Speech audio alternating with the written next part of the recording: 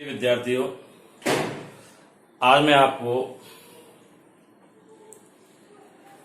काय केंद्रित घनीय जालक की संकुलन क्षमता ज्ञात करना बताऊंगा। जैसे वो मैं पहले भी आपको बता चुका हूं कि काय केंद्रित घनीय जालक या काय केंद्रित मात्रक कोष्ठका वह मात्रक कोष्ठका होती है जिसके प्रत्येक कोने पर एक एक कण तो होता ही है, साथ ही मात्रक कोशिका के केंद्र पर भी एक कण मौजूद होता है। यानी हम ये कह सकते हैं कि वह घनीय जालक जिसकी मात्रक कोशिका के प्रत्येक कोने के अतिरिक्त केंद्र पर भी एक अवयवी कण मौजूद होता है, काय केंद्रित घनीय जालक कहलाता है। तो काय केंद्रित घनीय जालक की संकुलन क्षमता हम कैसे ज्ञात करते हैं? देखिए, इसके लिए हम क्या करें, सबसे पहले हम माना घन की हुई भुजा ए एवं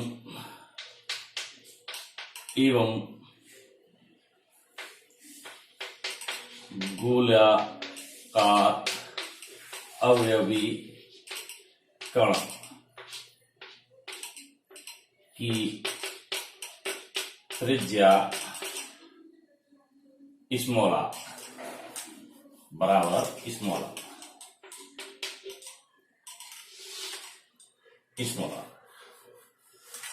तो मैं मान लिया घन की भुजा क्या है a और गोलाकार अवयवी जो कण है उसकी त्रिज्या क्या मान ली a।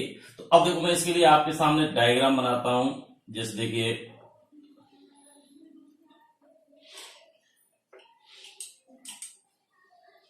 ये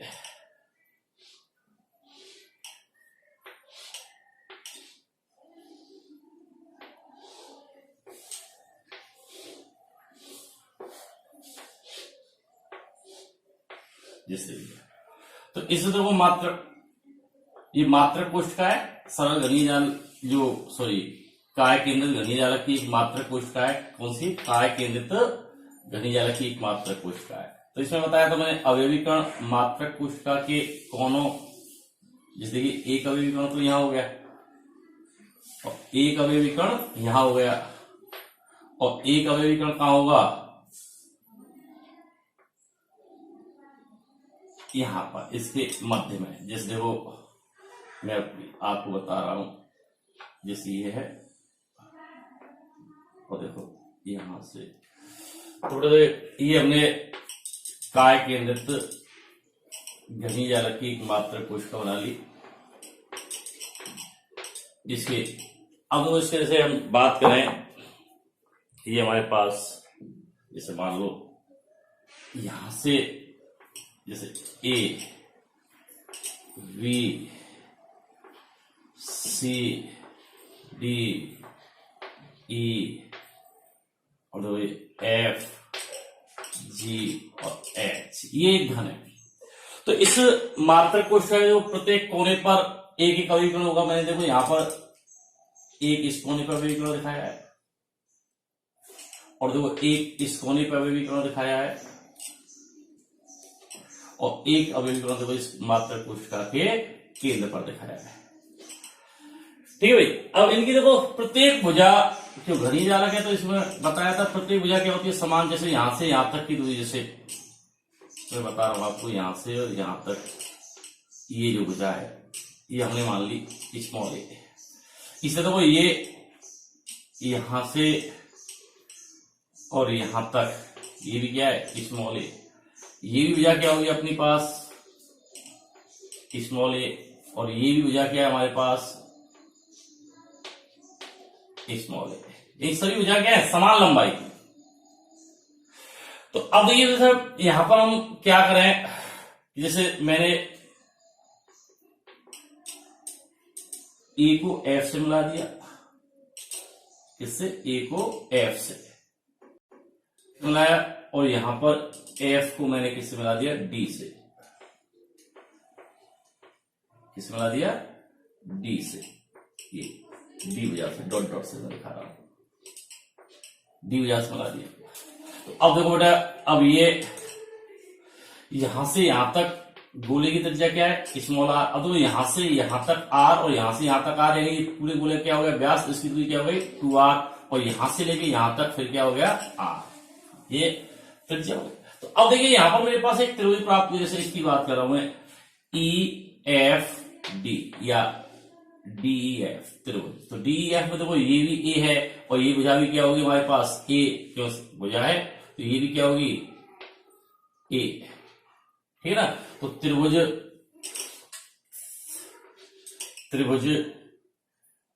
DEF से अब देखो यहां से हम इस का विकर्ण की क्या निकाल लें, विकर्ण याद करें, यानी DF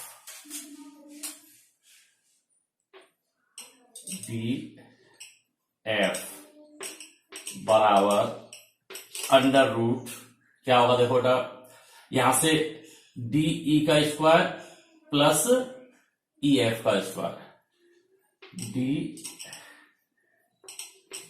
का स्क्वायर प्लस क्या आ जाएगा स्क्वायर प्लस बोलो DE का स्क्वायर, ये आ गया। देखो बेटा ये अब तो इसकी यहां से मैंने बताया, तो यहां से यहां तक की दूरी क्या है a, और यहां से यहां तक की दूरी क्या है a, यानी ये भुजा क्या है a और a, तो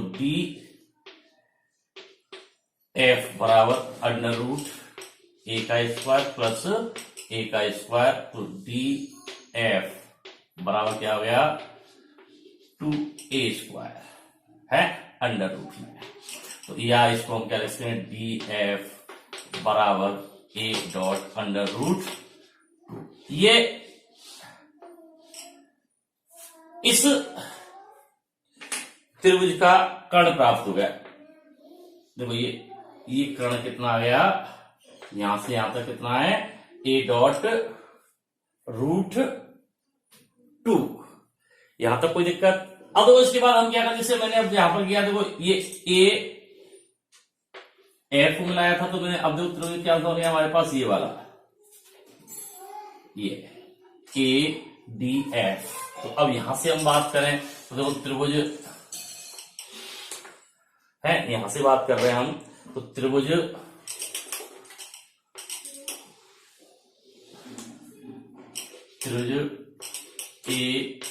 ADF से अब तो यहां से हम इसका काय विकर्ण निकालें, जैसे ये AF, तो AF बराबर अंडर रूट, देखो क्या होगा AD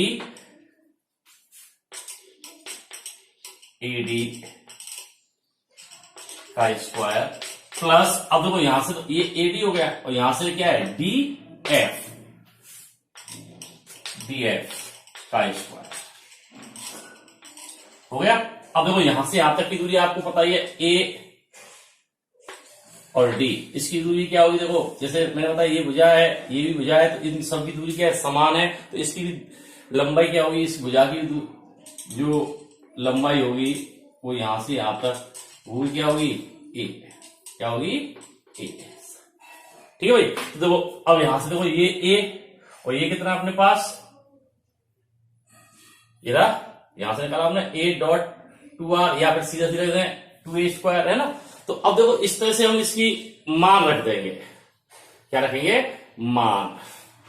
तो देखिए अब यहां पर हमारे पास क्या आएगा, AF बराबर अंडर रूट a स्क्वायर है ना। अब देखो यहां से DF क्या है रूट 2a स्क्वायर है ना। अगर इसे रूट हटाना है तो हमारे पास इसका मान बन जाएगा 2a स्क्वायर, ठीक है भाई। अब देखो इसको जोड़ रहे हैं तो AF बराबर रूट 3a स्क्वायर, या आप क्या लिख सकते हैं कि AF बराबर ए रूट 3 ये आ जाएगा। यहां तक कोई दिक्कत? तो बेटा देखो इस तरह सबसे पहले हमने क्या किया था कि त्रिभुज DEF से DF की दूरी याद की थी। अब हमने क्या किया, ए और एफ बिंदु को मिलाकर के त्रिभुज प्राप्त कर लिया ADF। तो यहां से काय विकर्ण AF की मान ज्ञात कर लिया। अब यहां से देखो हमने AF का मान ज्ञात कर लिया। अब देखो यहां पर इसमें देखो यहां से यहां तक की त्रिज्या R और यहां से यहां तक की 2R व्यास हो गए और यहां से यहां तक त्रिज्या R। तो AF क्या है, काय विकर्ण, काय विकर्ण है ना। तो चित्र से देखें, हम इस चित्र से देख रहे हैं तो देखो हमारे पास ये यहां से यहां तक R है बराबर R plus 2R plus R। देखो बेटा ये R है, ये 2R है, ये R बराबर कितना आ गया हमारे पास 4R। अब देखिए अब देखो इसका मान हम इसमें रखते हैं तो अतः 4R बराबर A डॉट रूट 3 या A भुजा बराबर, भुजा का मान आ गया तो भुजा बराबर क्या जाएगा, बोलो A बराबर क्या जाएगा 4R अपॉन अंडर रूट 3। पूरा बराबर क्या आया 4R बटे रूट 3। ये A का मान आ गया, किसका, A का। अब हमें क्या करना है, भुजा के आगे। अब उसी तरह से पहले हमने किया था कि अब सबसे पहले हम घन यानी मात्रक कोष्ठक कह लो या क्रिस्टल जालक का क्या निकालेंगे, आयतन, और फिर उसके अवयवीकरण द्वारा दिया गया कुल आयतन याद कर लेंगे। तो अब देखो कैसे करेंगे, यहां तक, यहां के बाद देखो मैं अब इसको मिटा रहा हूं। देखिए अब यहां तक हो गया आपका। अब इसके बाद हम क्या कर रहे हैं कि घन यानी मात्रक कोष्ठ का या काय केंद्रित जालक का कुल आयतन, कुल आयतन वाला क्या A क्यू भुजा क्यू होता है। तो भुजा का मान हमारे पास क्या आया, देखो यहां पर हम मान रखते हैं 4R अपॉन रूट 3 का होल क्यू, यानी बराबर आ जाएगा, हल करेंगे 64 R क्यू बटे 3 रूट 3। देखो ये तो आ गया किसका, घन यानी मात्रक कोष्ठ का कह लो या काय केंद्र घनी जालक का कुल आयतन आ गया। अब इसके बाद देखो अवयवीकरण द्वारा, अवयवीकरणों द्वारा घेरा गया आयतन बराबर। तो इसकी तुलना तो हमने बताया था अभी आपको, कल भी बताया था कि गोला कण को क्या माना हमने, विकर्ण गोलाकार, और गोले का आयतन क्या होता है 4/3 पाई R क्यू। और काय केंद्रित मात्रक कोष्ठकांक कुल कणों की संख्या कितनी होती है, काय केंद्रित मात्रक कोष्ठकांक, तो बेटा मैं पहले ही बता चुका हूं कि कोनों पर स्थित कण का केवल 1/8 भाग एक मात्रक कोष्ठकांक हिस्से में आता है। इस कारण कोन, इस तरह से कोनों पर मिलाकर के एक कण और एक कण केंद्र पर, तो कुल कितने कण हो गए 2, यानी समन्वय संख्या कितनी होती है इसकी 2। तो बराबर कितना आ जाएगा, देखो गुणा करोगे आप तो हमारे पास 8 पाई R क्यू अपॉन 3 ये आ गया। अब वो संकुलन क्षमता, संकुलन क्षमता बराबर क्या है, संकुलन क्षमता वाला सूत्र में कल ही बताया था कि कणों द्वारा घेरा गया आयतन बटे मात्रक कोष्ठका या क्रिस्टल जालक का कुल आयतन। तो हम लिख रहे हैं तो 3, सॉरी हम यहां पर लिख रहे हैं 8/3 पाई R क्यू भागित 64 R क्यू अपॉन 3 रूट 3। इसका मल्टीप्लाई किससे कर दिया 100 से, क्योंकि इसको परसेंट व्यक्त करते हैं। तो अब हमारे पास क्या आ गया 8/3 पाई R क्यू गुणा 3 रूट 3 बटे 64 R क्यू गुणा 100। अब इसको हम हल करें तो देखो आर क्यू से तो आर क्यू कट जाएगा, है ना, और देखो इस 3 से ये 3 कट जाएगा। तो अब देखो हमारे पास क्या बचा, यहां पर इसको हल करके हमारे पास क्या बच रहा है, देखते हैं हम। तो हमारे पास क्या बचा, 8 पाई गुणा √3 गुणा 100 बटे, अब तो इसमें ऐसा भी कर सकते हैं हम जैसे 64। अब इसको सॉल्व करना चाहे तो आप जो 8 से इसको काट दो, 8 8 64। तो देखो हमारे पास पाई का मान लेते हैं 3.14 गुणा √3 का मान आप सभी को पता ही होगा 1.732। तो देखो गुणा 100 बटे 8। अब इसको हल कर लेंगे तो इसका मान 68% आएगा। कितना आएगा, 68%। तो बेटा इसका मतलब क्या है कि काय केंद्रित घनीय जालक में कणों का जो संकुलन होता है वो एफसीसी या आप कह सकते हैं सीसीपी एवं एचसीपी संरचनाओं की तुलना में ढीला होता है, अर्थात इनमें रिक्त स्थान उनकी अपेक्षा ज्यादा होता है। इसमें रिक्त स्थान कितना होता है बेटा, 32%। और यही कारण है कि ये नरम मुलायम होती हैं और इन्हें चाकू से आसानी से काटा जा सकता है। और इस प्रकार की संरचना एस ब्लॉक तत्व यानी क्षार धातु में पाई जाती है। तो बेटा इस तरह से देखो ये हमारे पास इसकी गणना हुई। अब हम यहां पर एक चीज ध्यान रखनी है कि काय केंद्रित मात्रक कोष्ठिका की संकुलन क्षमता कितनी आई बेटा, 68%। कितनी आई, 68%। एवं समन्वय संख्या कितनी होती है इसकी, 8। कितनी होती है, 8। समन्वय संख्या कितनी है, 8। तो बेटा देखो ये चीजें आपको खास तौर से ध्यान रखनी है कि इसकी संकुलन क्षमता अलग और मात्रक कोशिका अलग। देखिए संकुलन क्षमता 68% और समन्वय संख्या कितनी है, 8। तो इस तरह से हम त्रिविमीय संरचना एचसीपी, एफसीसी या सीसीपी जिनकी संकुलन क्षमता मैं पहले वीडियो में आपको बता चुका हूं, एवं बीसीसी की संकुलन क्षमता का निर्धारण करते हैं। जय हिंद। वीडियो में आज तक पढ़ाए गए टॉपिकों से संबंधित आपको होमवर्क दूंगा जो आपको अपनी कॉपी में करना है और व्हाट्सएप ग्रुप पर डाल करके उसको चेक भी करा सकते हैं।